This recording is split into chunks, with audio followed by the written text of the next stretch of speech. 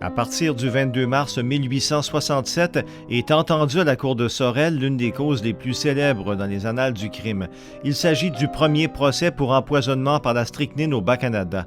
Le procès Provencher-Boisclair prend son origine dans la municipalité encore toute jeune de Saint-Zéphirin de Courval. L'amour interdit entre deux amants, Modeste Provencher dit Villebrun et Sophie Boisclair, allait les conduire au meurtre du mari de cette dernière. Le soir du 31 décembre 1866, François-Xavier Joutrat meurt dans sa maison du rang Saint-François après avoir pris le bol de soupe et de remèdes que sa femme Sophie Boisclair lui avait préparé. Le jour de sa mort, il éprouve de fortes douleurs abdominales. Ces mêmes douleurs, il les avait ressenties à quelques reprises dans les semaines précédentes. Plus tard, elles s'avéreront être le résultat de tentatives d'empoisonnement. Celle du 31 décembre allait être fatale. Les proches de Joutrat ont des soupçons et préviennent les représentants de la loi. Une autopsie est pratiquée dès le lendemain et l'enquête du médecin coroner, menée 2 semaines plus tard, va révéler la présence de strychnine dans l'organisme de la victime. Modeste Provencher dit Villebrun et sa maîtresse Sophie Boisclair subiront leur procès séparément en mars et en avril.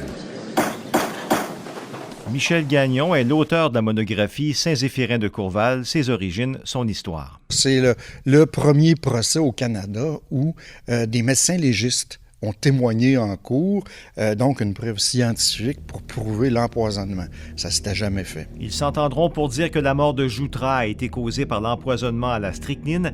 Des médecins témoigneront aussi pour la défense et plaideront une mort par maladie, mais la preuve de la couronne s'avérera accablante. Elle démontrera les efforts de Provencher pour se procurer de la strychnine et reconstituera un voyage à Sorel qu'avaient fait ensemble les accusés 2 mois avant le décès de Joutrat. Malgré leurs précautions, cette escapade pendant laquelle ils partagèrent une même chambre d'hôtel à Sorel viendra prouver leur liaison. On apprendra aussi qu'au cours du même automne, la femme de Provencher, Marguerite Saint-Pierre, est morte 3 jours après s'être vue offrir un verre de whisky par Sophie Boisclair. Son corps fut exhumé, mais l'enquête ne put démontrer qu'elle avait aussi été empoisonnée. Quoi qu'il en soit, au procès de Provencher pour le meurtre de Joutrat, l'avocat de la Couronne plaidera ceci. Il ne peut y avoir de doute que les 2 accusés ont commis le crime d'adultère. Quand les passions animales s'emparent d'un homme, elles le mènent au plus grand crime. Après 11 longs jours de procès, le juge donne ses instructions au jury. Son discours se poursuivra pendant 13 heures. Le jury, lui, n'aura besoin que de 5 minutes de délibération pour en arriver à un verdict. Modeste Villebrun dit Provencher, vous avez été trouvé coupable par un jury de votre pays du meurtre de François-Xavier Joutrat.